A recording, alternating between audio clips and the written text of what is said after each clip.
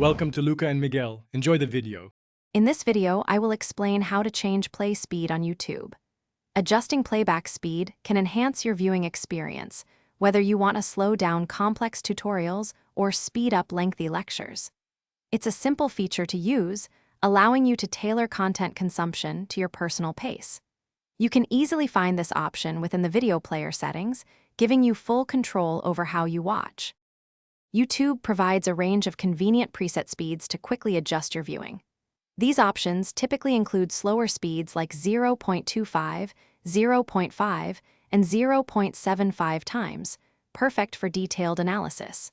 For faster viewing, you can select 1.25, 1.5, 1.75, or even 2 times the normal speed.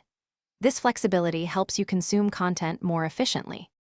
Beyond the presets, YouTube also offers a custom speed option for even finer control.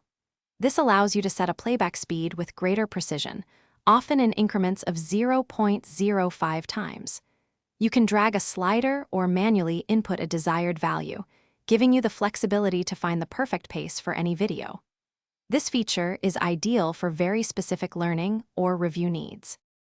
Adjusting playback speed offers numerous benefits, from enhancing learning to saving time.